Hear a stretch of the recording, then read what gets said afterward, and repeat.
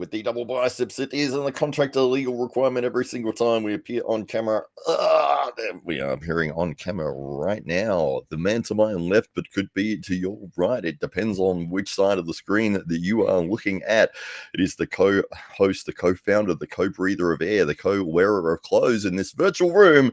It is the master of disaster, the king of sting, the count of Monte Cristo. It is the Siberian bull. It is Thunderlips, the ultimate male.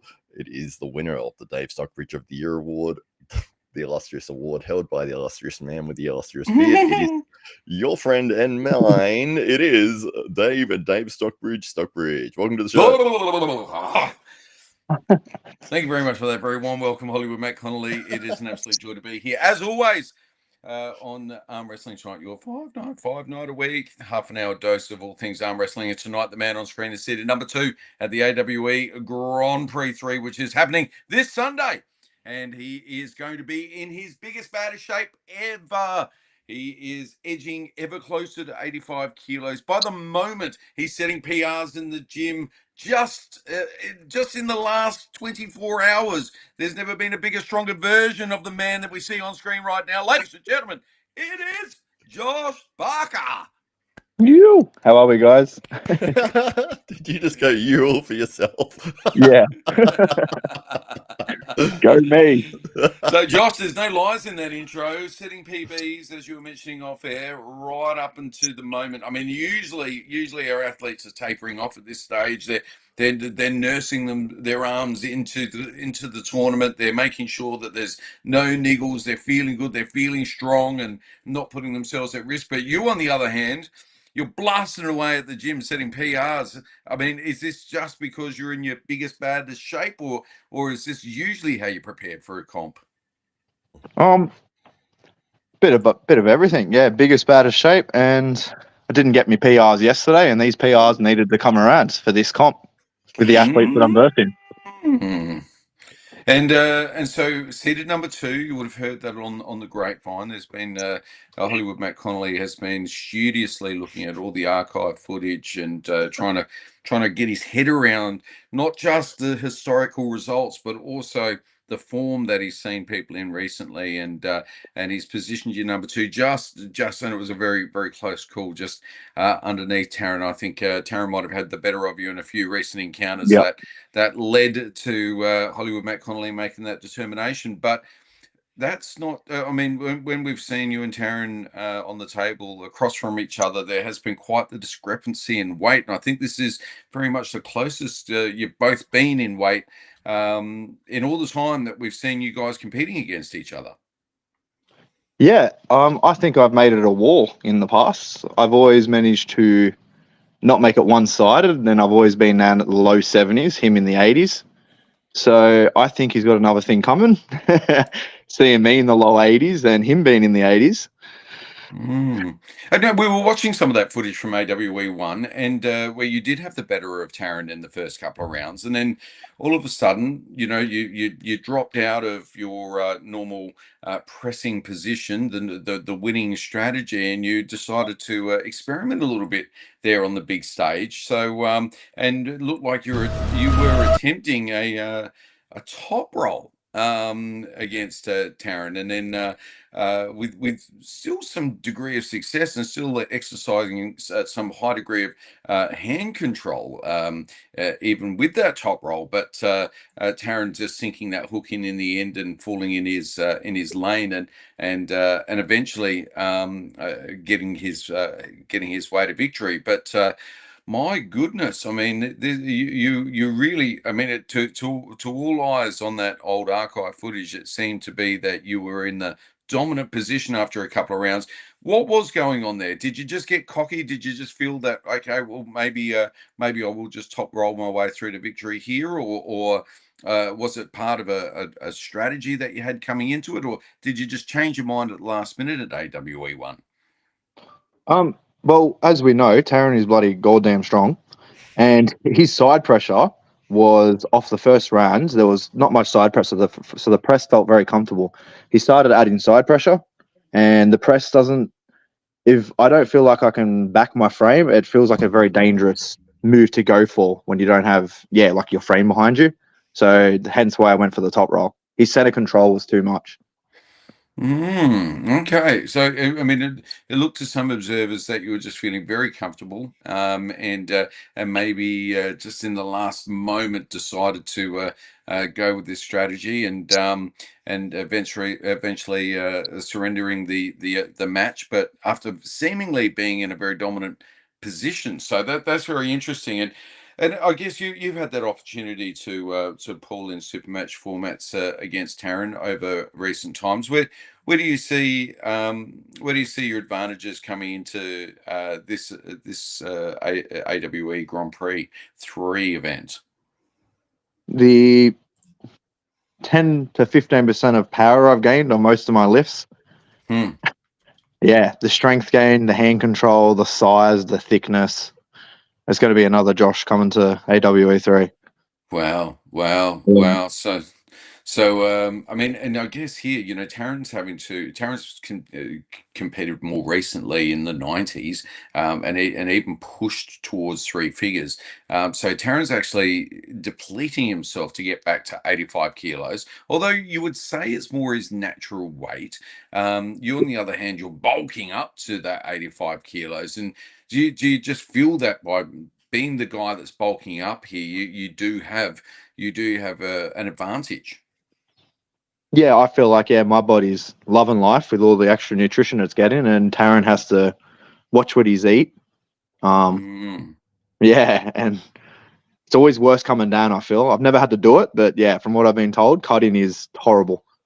So for outsiders looking in, you're normally competing. You've been unassailable at 70 kilos for a very, very long time, and so this step up to 85 kilos. Well, you didn't necessarily have to go all the way up to 85. It's an 85 kilo and under middleweight title belt on the line here. So you could have stayed at 70 kilos. But what made you feel like you might have to, was it just the fact you could, or is this was there some other thinking behind this weight gain?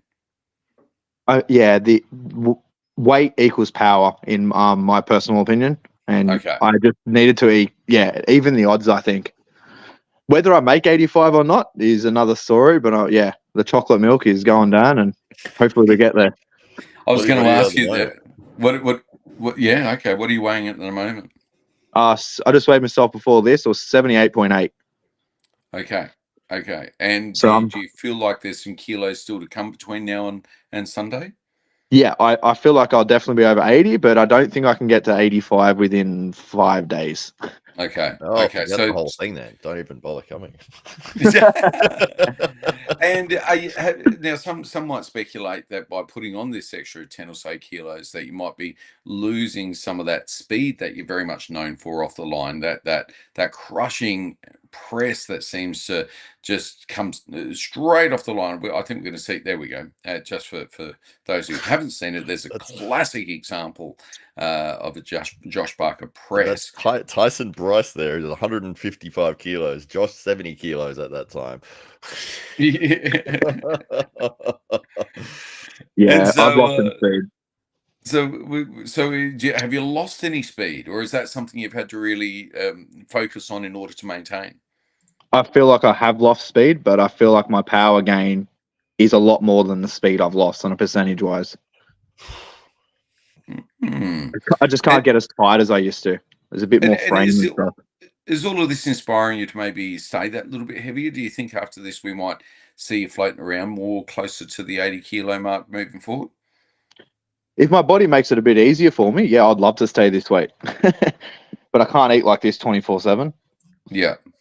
Yeah, I think it gets easier. I've talked to a few people, and they said it's just because it's happened so fast, but your body adjusts and it becomes easier and easier to maintain. Yeah. Yeah. And are you still feeling lean? Like, are you still lean with this extra size, or have we got a little bit of a podgy No podgy midsection here, all of a Dave. sudden, or? No podgy here. Still got the 10-pack. No, still got the 10-pack, even at the extra 10 kilos. Very, very impressive, mate. So, you've now had an opportunity to see the field. You've now seen the seeds. Maybe do you strategically have you had a look at what might be your most likely pathway to victory here as we bring up the brackets for you now? Who we got? Nick Vella. Mm-hmm. Yep. Hoping I don't want any wars. I want to save all my energy to the final. So yeah, Nick Vella. I feel like I'm going to beat very comfortably. More Okay. experienced arm wrestler, more technical. Even if he Mm-hmm. does have the horsepower. Mm-hmm. So is your idea here to leap into that press and get those early rounds out the way so that you do have something in reserve come finals time? I can't say just in case Nick's watching. Okay. He is Okay. watching, definitely. He's definitely watching. He He's was there taking like, notes. oh, say it, Josh. Tell me. And if he's not watching, Brett very definitely is, and we'll tell him at work tomorrow. So let's say let's play the Josh Barker Fantasy League here. Taking care of Nick Vella first round. Moving on, who do you see making their way forward out of Jacob and Ruben? What's the most likely scenario that you've worked through in your mind? I have Jacob winning it. Jacob moving forward. So Yeah. that places you v Jacob in the sorry, it's not, is it? It's you v Ruben in the next round. So That's right. If Jacob won and if Josh won, then they would meet. They would be the next. Oh, they would both meet. So winners are meeting in the next. So so then you've got Jacob. What's your game plan here? Yeah, Jacob. I feel like I can control inside. Okay. Turn it inside. I feel like I'm going to be very comfortable.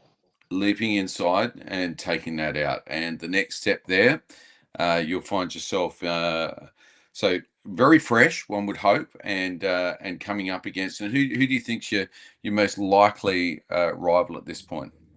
Either Taron or that Zizou guy. Yeah. Yeah. And I feel like Taron's probably my hardest match.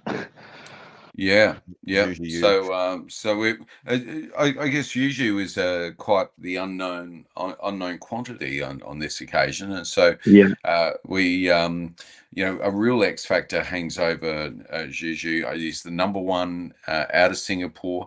He's been performing very, very well, and has certainly earned the respect of the Singaporean community. Of course, Singapore suffers from many of the same problems as Australia in a lot of ways. Very isolated from the rest of the world.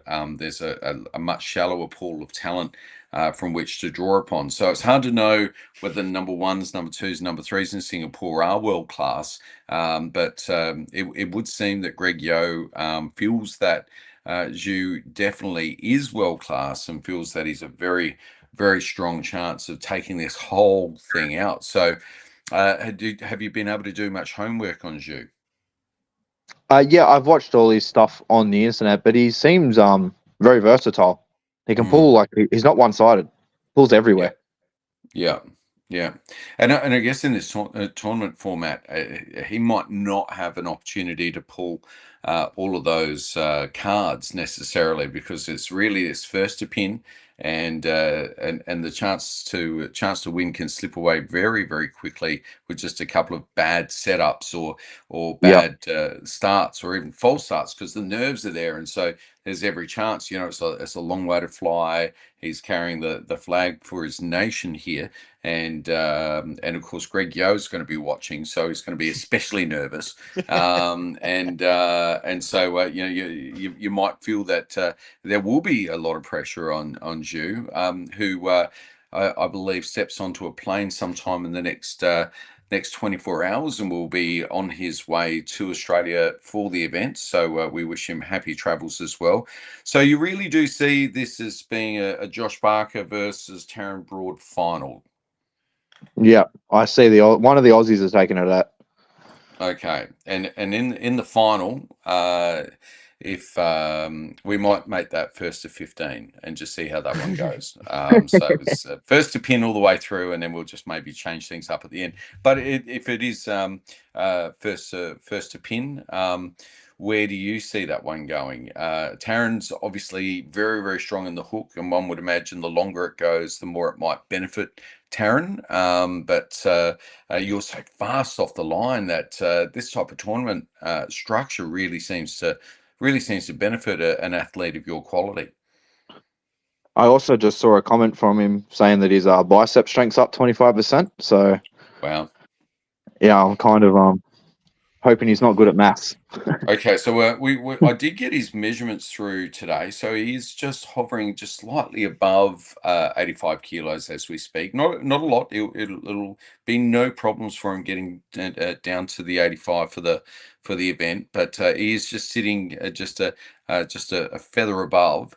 And the bicep measurements at 85 kilos, the largest in the entire tournament at 19 inches. The only man, the only men that'll be there with larger biceps are indeed Brett Coots and Rickett Bauman, and then Rickett by not that much more. And Taron obviously giving away a good 25, 30, well, in this case, 35 kilos to Rickett Bauman. So he's an extraordinary specimen at 85 kilos, isn't he? Insane. So, you might be facing. You might be lining up against him a couple of times in the tournament, depending on how it plays through. If you both meet each other in the winner's side, and then whoever drops down to the losers will have another match there. And if you win that, you may face each other again in the finals. Yeah, I can't wait. Interesting. Very, very interesting, isn't it? So there's a lot to think about. I think we're just reminiscing back to AWE2 here. This was the event where you lost about 5 kilos in blood at this one. Inside the MMA cage. And this was where you competed after very, very shortly after an operation, and against your doctor's recommendations, you threw that advice out the window as you were jumping on the plane, probably in the Uber on the way to the airport. You just threw that advice out the window and made your way to Adelaide and walked away with victory there. There we go. Look at that. Very, very strong. Doesn't seem to matter whether it's a press or a top roll. You're certainly not a one-trick pony, Josh. I appreciate it. Sorry, man. I love watching these. Matt does it to me every time. You get starry-eyed watching. The quality's insane. My arm looks massive. I'm loving it. It's all about the lighting. All about the lighting. So one thing that you do, Josh, that I absolutely love and I think is phenomenal is that your excitement and your enthusiasm to compete, and you had every reason in the world to not go and compete at AWE2. You literally were in hospital like a couple of days before getting surgery on your elbow or the arm you were arm wrestling with. Correct. Still said, the doctors have told me not to compete. I'm probably going to bleed everywhere, which you did. But you still were like, I'm going to be there and I'm going to do my best. And you won some rounds. You were like, this match may have gone the other way if you hadn't had that injury. So incredible. And then for this event here, as I was saying before, like I told you about the event, you had your tickets booked that night. So yes, I think you do tremendously with that. I think it's phenomenal, the excitement that you get to go and compete in arm wrestling. Yes, that's thanks to you guys, so I appreciate it. Well, we can't wait. I mean, AWE Grand Prix 3 is going to be massive, and it's one of the few 85 kilo events in the world. This is for our middleweight title, and it's going to be absolutely massive. A lot of media attention around this one as well. So it's great to see that arm wrestling in Australia is getting the attention it deserves. And we want to thank Grant Law, who's a great friend of AWE, has appeared here on the podcast for all of his hard work in getting us in front of the right people so that we can progress the sport here in Australia, but moreover show the world our brand of arm wrestling at AWE. So this is a really exciting 8-man double elimination tournament structure. It is first to pin. Our last GP event was a first to 2 pins, but our first event was first to 1, which made for a really watchable half-hour format. Importantly, the athletes, didn't really get much of a chance to make adjustments, which we did see at AWE 2, Grand Prix 2, where we got those athletes there who had a bit of time to maybe work things out a little bit. It was almost like a half super match structure for each round, but we paired it back to that first to pin because it really does throw up an X factor. And from my mind as well, there's super matches can be had anywhere around the world, and an AWE Grand Prix isn't necessarily about revealing who is going to be the best in a super match between Josh Barker and Taron Broad, for instance, or Josh Barker and Gigi Yu. The reality is that these are still scores that can be settled in a super match format outside of the AWE Grand Prix format. My feeling is that what might well come about as a result of this this particular tournament is a few little rivalries where people will be asking the question, how would that go if it was a super match? How would that pan out if Taron and Josh were going for 4 rounds at around 85 kilos each? How would that actually play out? So I'm excited, not just for the event, but some of the storylines that might well flow on from this as well. Yeah, absolutely. Like, can't say it better. A little bit scary though, because you don't get a second chance. But very scary. Yeah, like you could one stuff up and then it could change your I whole. would hate to line up against. If I was in that draw, you would be the nightmare opponent, because it's like you're just got to put it all in on that first initial blast, and it's like you win, you get through. Otherwise, I'm screwed. It's like that is the worst opponent for a tournament setting. Yeah. Don't have time to adjust. That's right. Yeah, absolutely. Yeah, and the nerves that come about as a result of that, and it's going to be really who is the quickest out the blocks, and who can impose themselves on their opponent very, very early on. That will be the person that wins, because it also is the secret to getting through to not just the next round, but being fresh for maybe 2 rounds time and being ready at that final. So this is almost a format that's tailor made for Josh Barker, one would imagine. Yeah, I feel that too. Hopefully. Okay, let's jump over to the comments, Hollywood Matt Connelly, and see what the good people have to say. Absolutely, yeah, for sure. So the Drew won the race today. He was in first with the sunglasses emoji. So congratulations to the Drew there. Drew. Richard Jennings is in as well. He says, "Good morning, boys. Good morning to Richard. Hello to you." And Lucky from the Lucky Ones podcast, fantastic podcast on Saturday nights in the United States, orientated towards female arm wrestling. So Lucky does a tremendous job there, and also recently did very well at the Arnold's event in Columbus, Ohio. So the Drew here says that Josh Bulking Barker himself, my man. What have we got here? We're just running through the comments. The Arm Historian says hand pink waving. Thank you, Arm Historian, for that comment there. Yes, that's right. The Arm Historian. It's quite good because it looks like the snake going. I don't know. Anyway, Intrinsic Media, Chris from Intrinsic Media, who will be helping us with the production on Sunday, will be doing hopefully a tremendous job, as he always does. And he says that he just finished Josh's graphics, so he must have been putting everything together. There's a lot of Photoshop goes into making Josh Barker into this. He's actually got a filter on right now. He doesn't look anything like what he looks like on screen. No. A lot of editing to try get my arm to fit into the frame. That's right. That's right. The Drew says, "I wonder how much a bigger Josh will translate to more power." Yes, that's the question we all want to know the answer to, and we will find out this Sunday. Yeah, he's been setting personal records even as recently as a few hours ago. Yeah.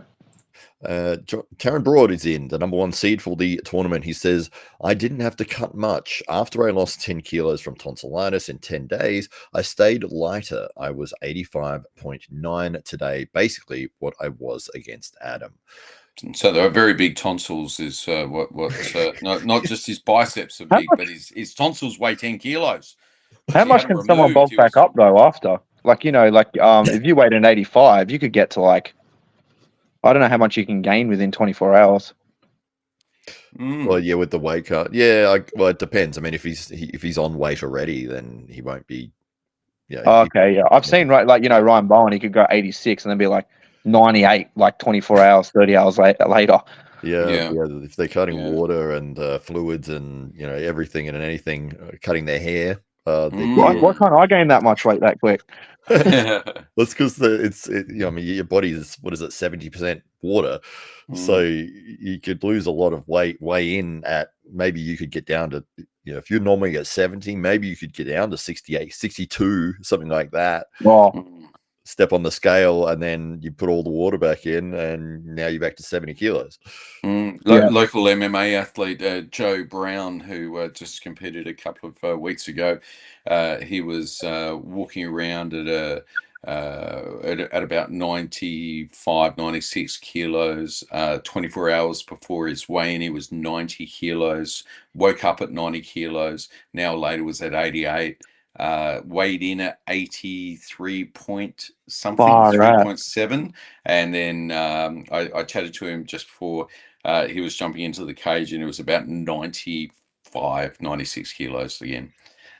So I mean, that's some guys have just got it timed beautifully, but I think for the most part, and this was one of the things that we wanted to do with this event, and one of the reasons that we've created this middleweight title is because it's really hard for for the Josh Barkers and for the Taron Broads of this world to find worthy competition and accolades at their closer to their weight. And I know this is even a big step up for you, Josh, to get a little bit close to that 85, but it's really hard for a Taron Broad to find a lot of competition in yourself. We've seen you on the table there with it was a Bryce, wasn't it?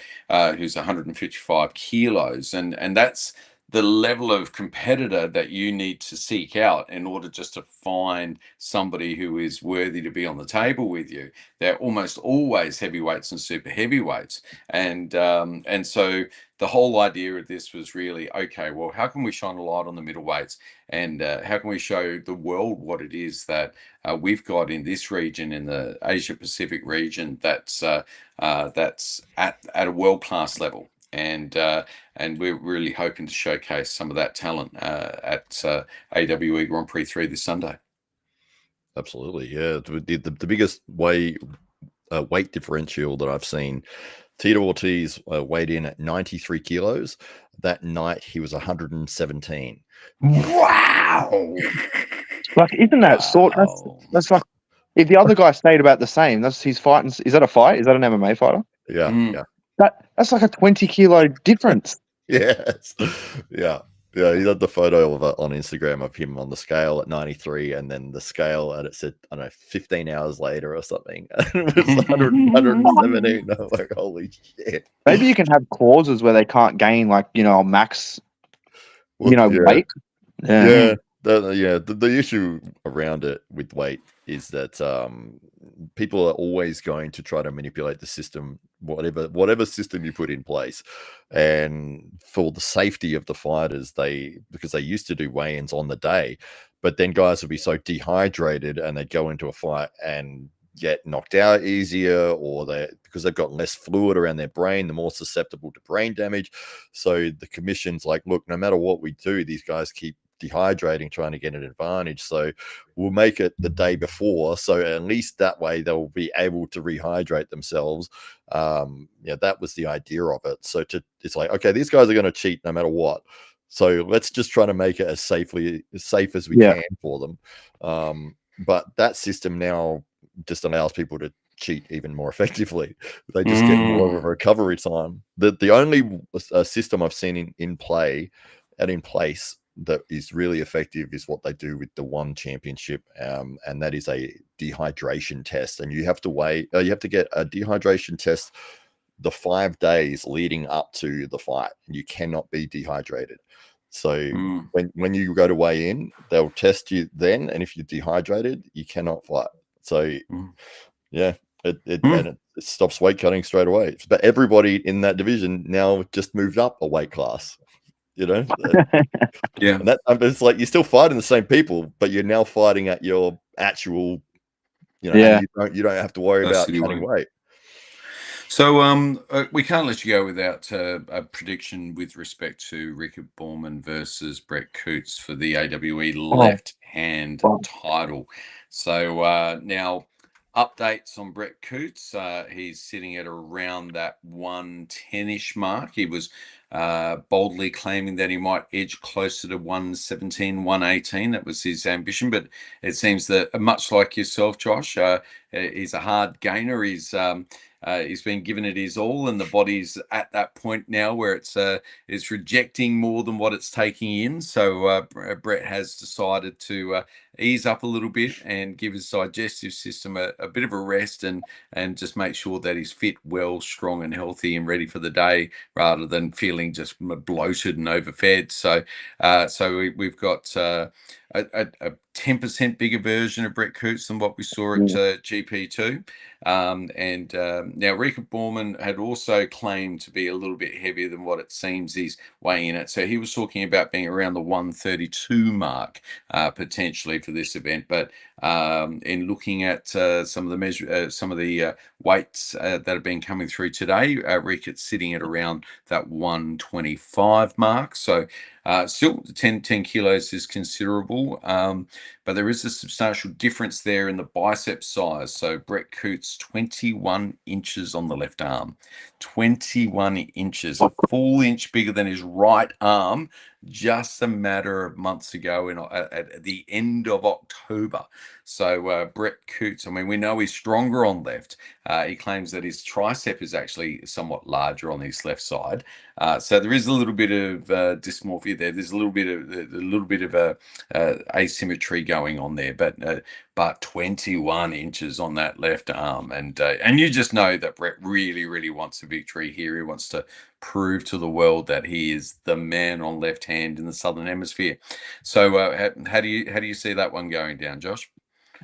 Oh, I feel like it'd be an easy question, right hand, but holy moly, left hand.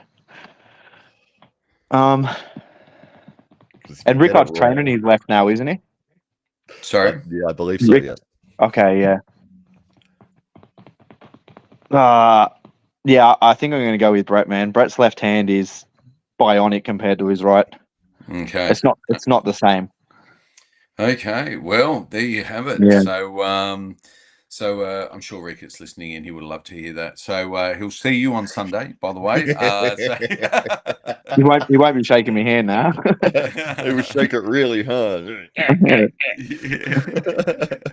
So AWE Grand Prix 3, it is this Sunday. It is here in Adelaide. Of course, Josh has to make the big journey over from Sydney. He'll be making his way over, and he'll be here for the big event. I believe you're acclimatizing by being here a day or two earlier to making your way here to the festival city. So we wish you all the very best of luck this Sunday. Josh Barker, you're our number 2 seed. Can you walk away with the belt? I guess we'll all find out in just a matter of a few days' time. So thank you so much for joining us here, Josh, and wishing you all the very best for your final preparation.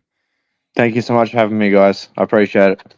And to all the wonderful people in the comments, thanks so much for joining us again on Arm Wrestling tonight. And thank you very much, Hollywood Matt Connelly. And we will look forward to bringing you more Arm Wrestling tomorrow night, but without Hollywood Matt Connelly, I believe, who has a prior engagement. So it'll just be me and, maybe a couple of our AWE Grand Prix 3 competitors. So stay tuned for that, and we'll look forward to seeing you tomorrow night.